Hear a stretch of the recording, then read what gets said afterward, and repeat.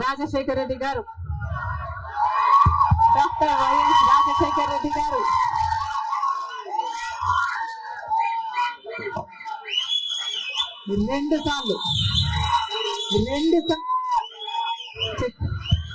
రెండు సార్లు ఇదే టీపీసీ పదవిని చేపట్టారు.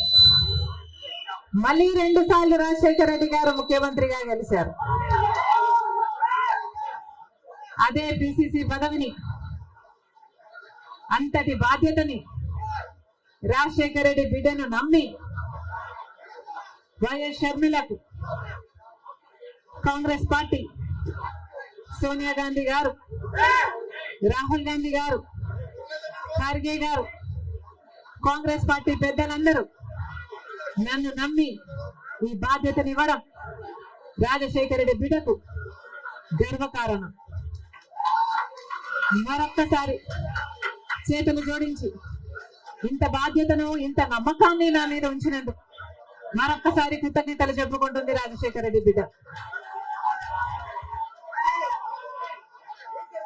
ఆంధ్ర రాష్ట్రానికి చెందిన ఇంతమంది నాయకులు, ఆంధ్ర రాష్ట్రానికి చెందిన ఇంతమంది కాంగ్రెస్ నాయకులు, కాంగ్రెస్ నమ్మకస్తులు,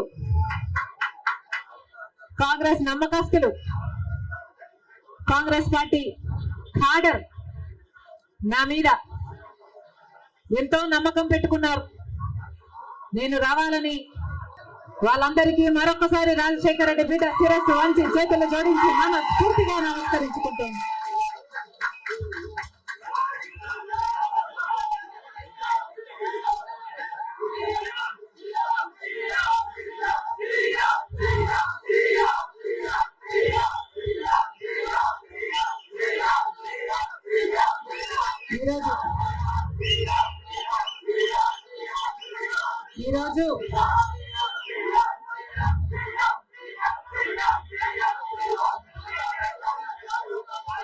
ఈరోజు ఒక్కసారి మీకు తెలియని విషయం కాదు, మీడియాకు తెలియని విషయం కాదు, ప్రజలకు తెలియని విషయం కాదు, కానీ గత 5 సంవత్సరాలుగా ఆంధ్ర రాష్ట్రంలో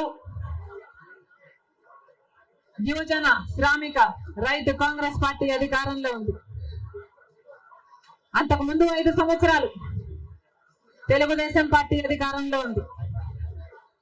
ఈ 10 సంవత్సరాలుగా రాష్ట్రంలో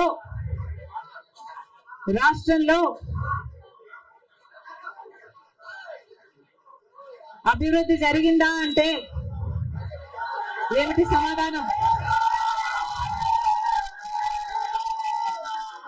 మన రాష్ట్రం ఏర్పడే నాటికి మన రాష్ట్రానికి ఉన్న అప్పులు 1,00,000 కోట్లు.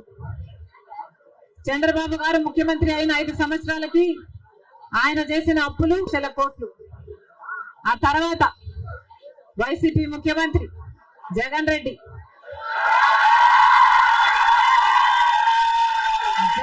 గారు చేసిన అప్పులు 3,00,000 కోట్లకు పైన.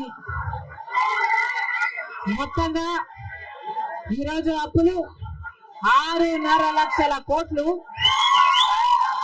రాష్ట్రానికి చెందిన అప్పులు, కార్పొరేషన్లకు చెందిన లోన్లు, చెల్లించాల్సినవన్నీ కలుపుకుంటే 10 లక్షల కోట్ల అప్పుల భారం ఆంధ్ర రాష్ట్రం మీద ఉంది. మరి ఇంత అప్పులు చేశారే, ఇన్ని డబ్బులు తెచ్చారే, మరి రాష్ట్రంలో ఏదైనా అభివృద్ధి జరిగిందా అని భూతద్దం పెట్టి చూసినా ఎక్కడా కనిపించదు. రాజధాని ఉందా? రాజధాని కట్టగలిగారా? రాజధాని కట్టడానికి డబ్బులు లేవు. కనీసం ఒక మెట్రో, ఆంధ్ర రాష్ట్రంలో ఒక్క మెట్రో అయినా ఉందా? విజయవాడలో కనీసం ఒక్క మెట్రో అయినా ఉందా? ఎక్కడా లేదు, కనిపించదు. 10 సంవత్సరాలలో కనీసం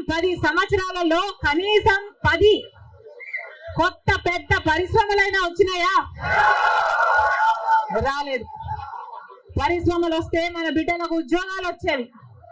వచ్చినాయా మన బిడ్డలకు ఉద్యోగాలు? రాలేదు. కనీసము రోడ్లు వేసుకోవడానికి కూడా కనీసం రోడ్లు వేసుకోవడానికి కూడా డబ్బులు లేవు ఆంధ్ర రాష్ట్రంలో. కనీసం ప్రభుత్వ ఉద్యోగస్తులకు జీతాలైనా సమయానికి ఇస్తున్నారా? దానికైనా డబ్బులున్నాయా? దానికి కూడా డబ్బులు లేవు. దేనికి డబ్బులు లేవు. అభివృద్ధి జరగలేదు. కానీ దళితుల మీద జరిగే దాడులు మాత్రం 100కు 100% పెరిగాయి.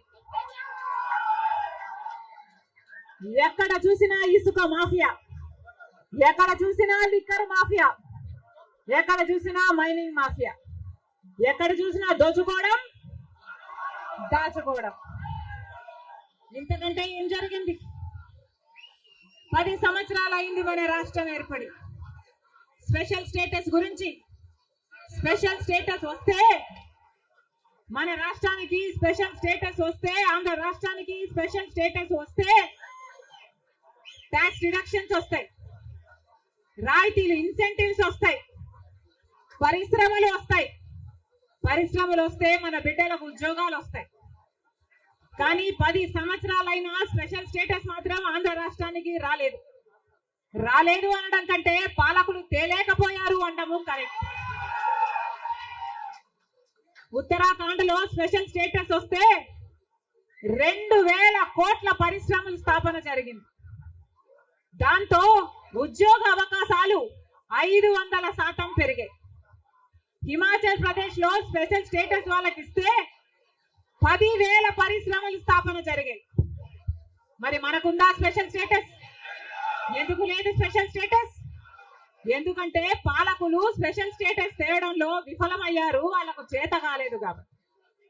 కాంగ్రెస్ పార్టీ ఆ రోజు స్పెషల్ స్టేటస్ 5 సంవత్సరాల కోసం ఇవ్వాలి అంటే బీజేపీ పార్టీ ఏమండి 10 సంవత్సరాలు ఇవ్వాలి అని ఎలక్షన్లలో ఊదరగొట్టారు. 10 సంవత్సరాలు ఇస్తాము మేము అధికారంలోకి వస్తే అని.